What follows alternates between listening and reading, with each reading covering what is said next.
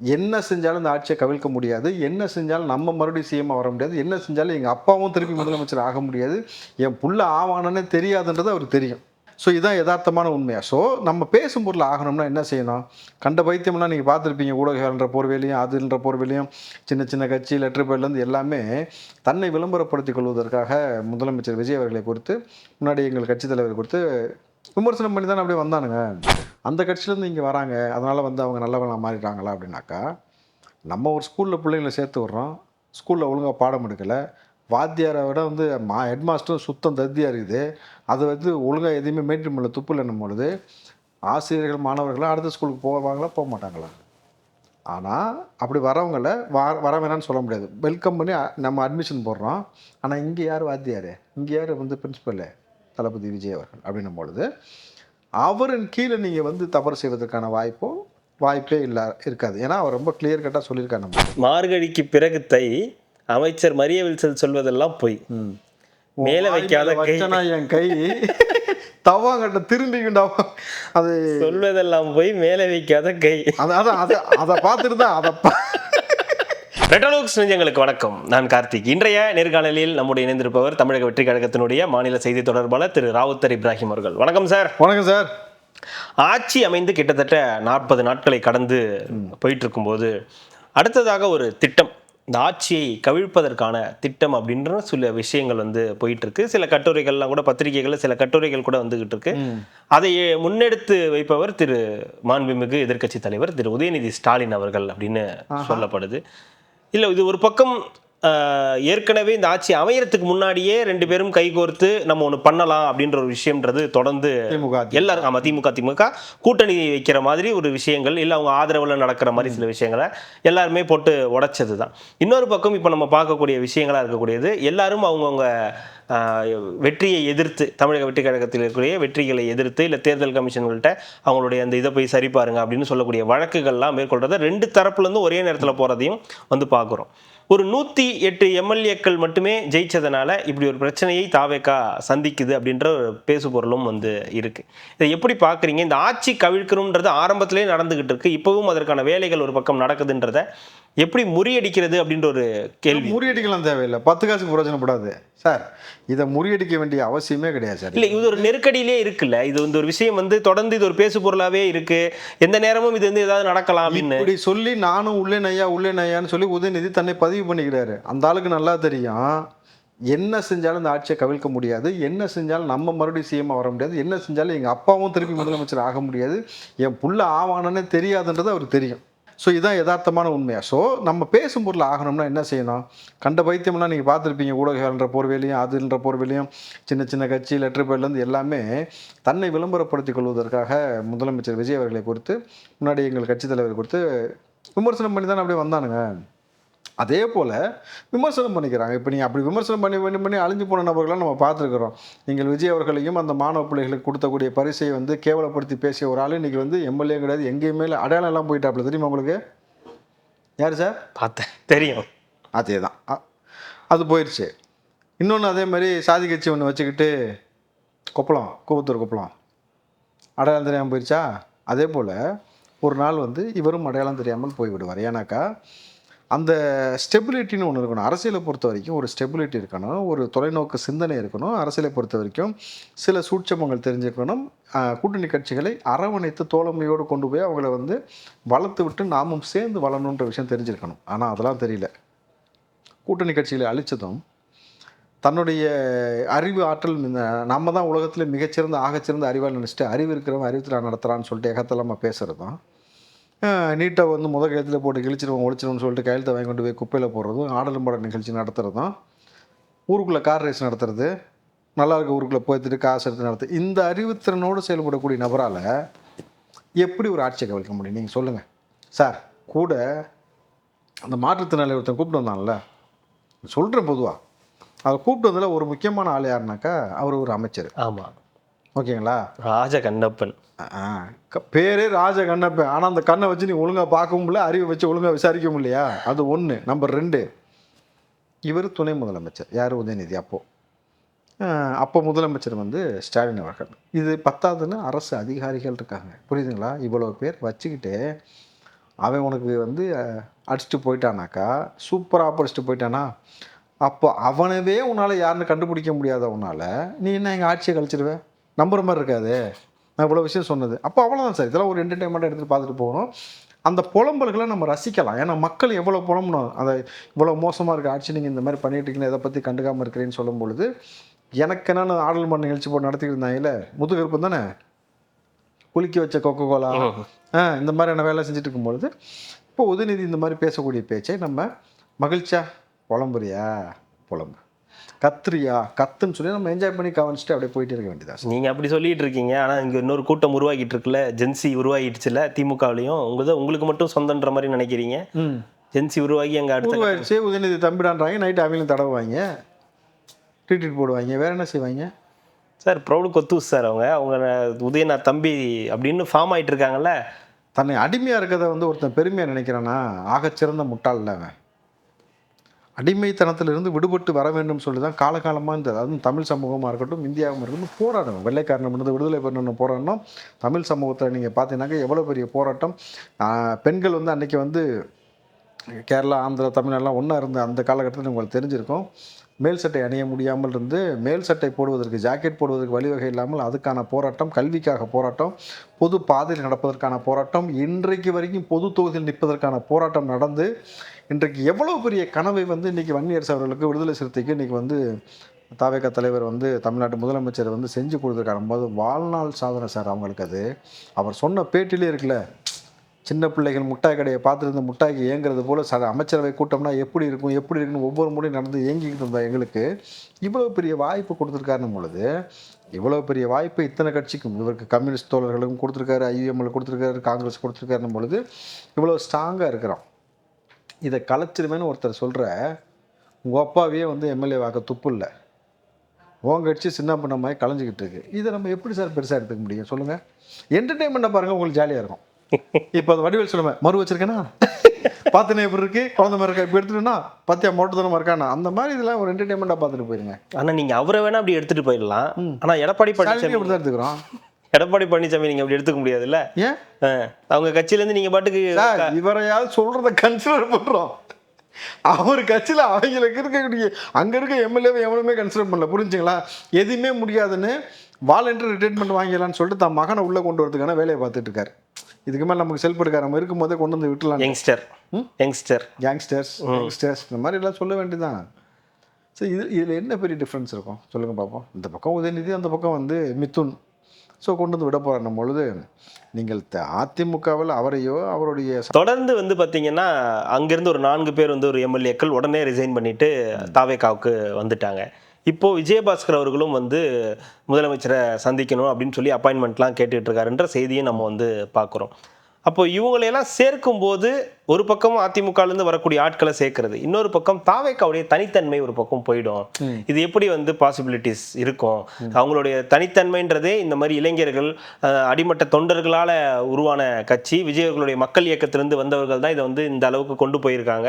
அப்படின்னு இருக்கும்போது இந்த மாதிரி ஊழல் சக்திகளாக இருந்தவங்க, தீர்ந்து போன சக்தின்னு சொன்னவங்களே இந்த பக்கம் வரும்போது அதை மக்கள் எப்படி ஏற்றுப்பாங்கன்னு ஒரு கேள்வி. 2 விஷயம் பார்க்கணும் சார். முதல்ல தாவேகாவில் வெறும் வந்து மக்கள் இயக்கத்தில் இருந்த நபர்களால் மட்டும் உருவாக்கப்பட்டதுன்னு சொல்ல முடியாது. இது ஒரு கூட்டு குடும்பம், ஒரு கூட்டு கலவை போலன்னு வச்சுக்கோங்க.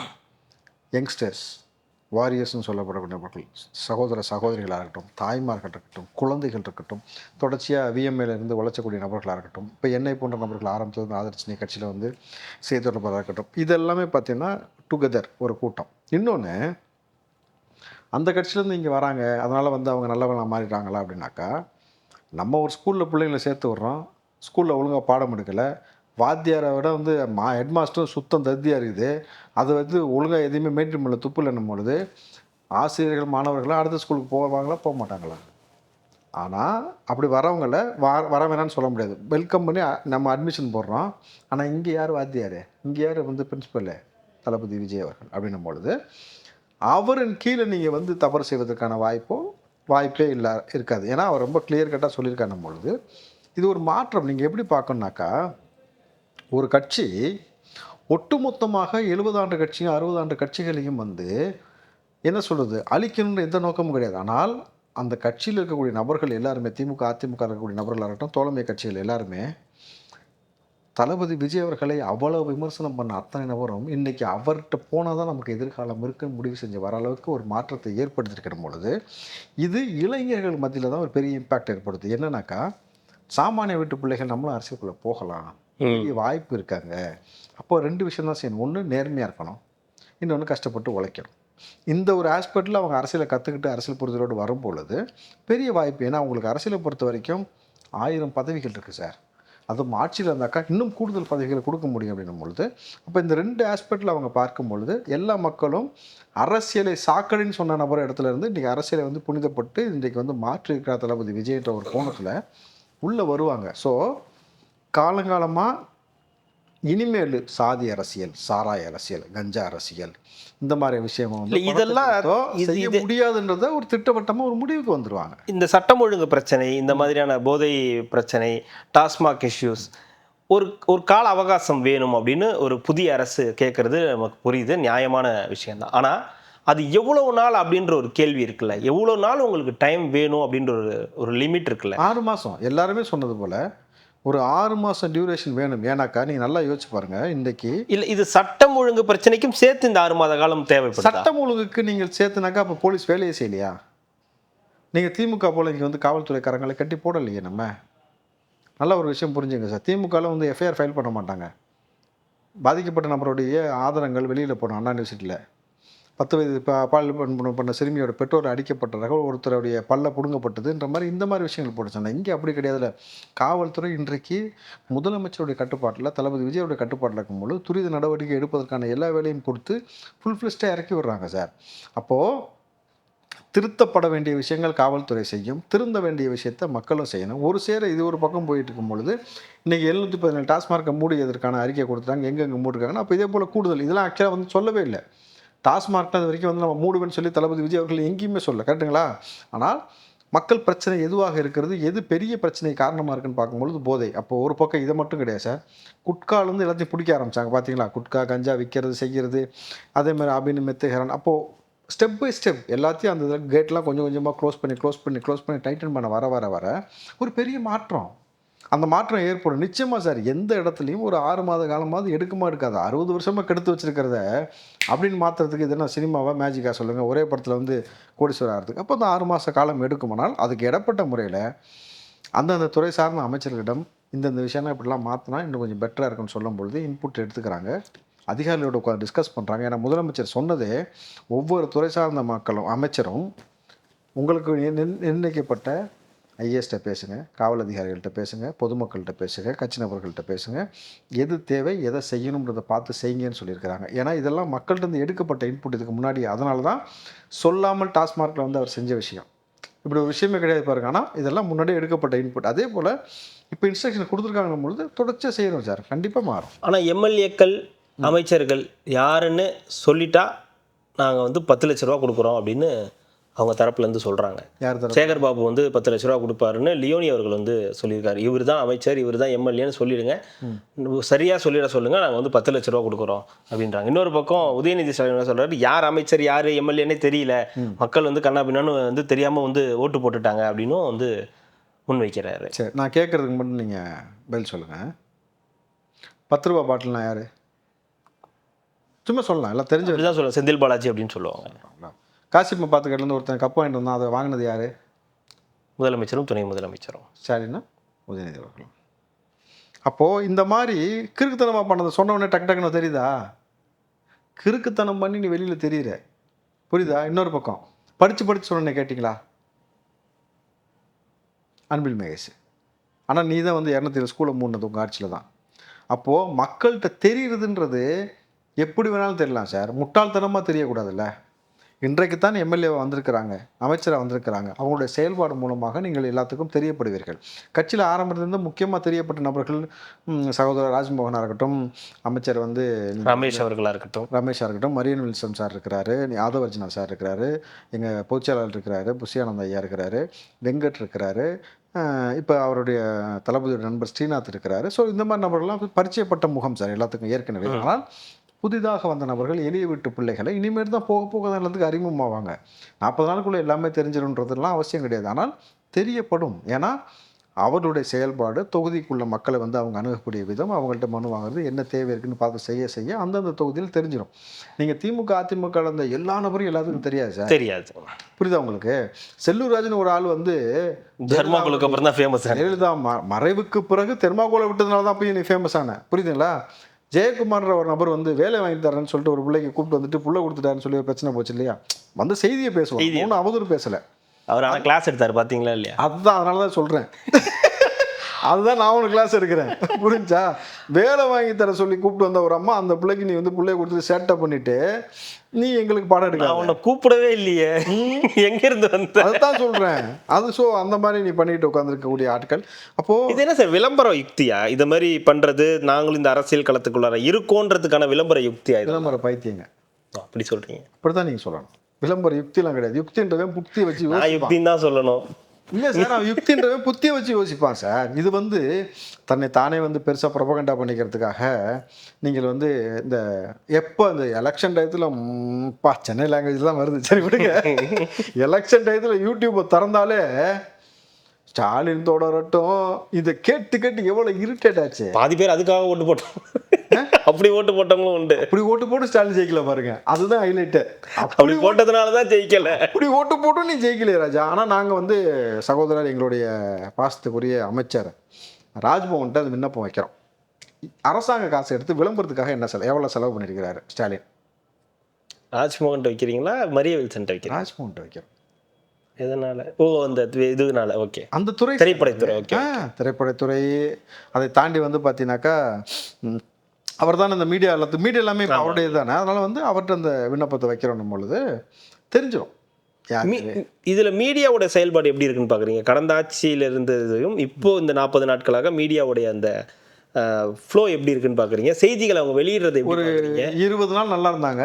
இப்போ கொஞ்சம் கொஞ்சமா பழைய கூட்டி கதவை திரடின்ற ஒரு போக்குல எதனால அப்படி மெயின் ஸ்ட்ரீம் மீடியா அந்த மாதிரி போகுது. எதனால அப்படி சொல்றீங்க? பழைய சாவாசம் தான். நாய் சாவாசம் சேலை கழிக்க முடியாதுன்னு சொல்லுவாங்கல்ல, அந்த மாதிரி அது ஒரு நாளைக்கு வந்து அதுவும் மாற்றப்படும். பொங்க போன ரோட்ல வச்சா நாய் நக்கதான். அது நாய் தப்பு இல்லை. எந்த நாய் நக்குதுன்றது தெரிஞ்சிடும் இப்போ. இல்லை, எதனால அது இப்போ மறுபடியும் அந்த மாதிரி திமுக சார்ந்து இருக்காங்கன்ற மாதிரி? ஆமாம் சார், உங்களுக்கு பெரிய லெவலில் இன்னமும் சொல்ல போனீங்கன்னாக்கா பத்திரிகையாளன்ற போர்வையில் இருக்கக்கூடிய நபர்கள்லாம் பத்திரிகையாளராக நடுநிலையாக இல்லாமல் ஸ்டாலினுடைய புகழ்பாடி பதிவுகள் போடக்கூடியதெல்லாம் நம்ம பார்க்குறோம். கேட்டுங்களா? ஆனால் அந்த சேனலை சார்ந்த 2 பத்திரிகைக்காரனை தூக்கி கொண்டு போய் அடித்தப்போ கூட வாய் திறக்கலை. மார்கழிக்கு பிறகு தை அமைச்சர் மரிய வில்சன் சொல்கிறதெல்லாம் போய். ஓகே, கரெக்டு தான். நேற்று அந்த பதிவை பார்த்தேன். அதான் அதாவது சமீபத்தில் கூட போய் எக்ஸ் எம்எல்ஏ போய் சந்திச்சுட்டு வந்திருந்தார், எக்ஸ் சிஎம்ஓ போய் சந்திச்சுட்டு வந்திருந்தார். ஆமாம், கூப்புக்கு போகிறதுக்கு தான். ஆமாம் சார், இதெல்லாம் உருப்புறதுக்கான வேலை கிடையாது சார். நீங்கள் ஒரு பத்திரிகையாளன் எப்படி இருக்கணும், 4ஆம் தூண் எப்படி இருக்கணும்ன்றது அந்த ஒரு மக்களுக்கு தெரியணும்ல. தெரியாம அது என்ன நிலைக்கு போட்டாப்புல சொல்லுங்க. மார்கழிக்கு பிறகு தை அமைச்சர் மரிய வில்சன் சொல்வதெல்லாம் போய் மேல வைக்காத என் கை தவாங்கட்ட திரும்பிக்கிண்டா, அது சொல்வதெல்லாம் போய் மேலே வைக்காத கை. அதான் அதை பார்த்துட்டு தான் அதை பார்த்துட்டு செஞ்ச வேலை தான் இது வந்து முழுக்க முழுக்க. அது ஒரு ஊடக ராமர்னு வச்சுங்களேன். ஜாலியாக என்டர்டெயின்மெண்ட்டாக நம்ம வந்து வேடிக்கை பார்த்துட்டு போயிடணும். அவ்வளோதான். அப்படி பண்ணிட்டு போயிட்டே இருக்கணும்.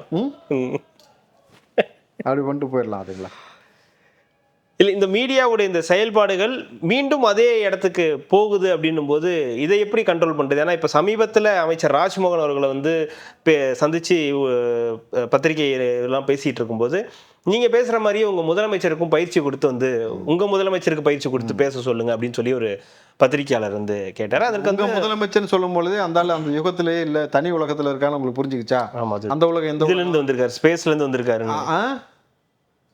ஸ்பேஸ் வரும். அது என்னது? சன்னா ஸ்பார்க்லெஸ்ஸா? அந்த மாதிரி இதில் தான் வந்திருக்குன்னு வச்சுங்களேன். ஸோ உங்கள் முதலமைச்சர்னு சொல்கிறது அப்போது இங்கே இருக்கக்கூடிய எந்த சலுகையும் அனுபவிக்காமல் எங்கே இருக்காருன்னு உங்களுக்கு தெரியல.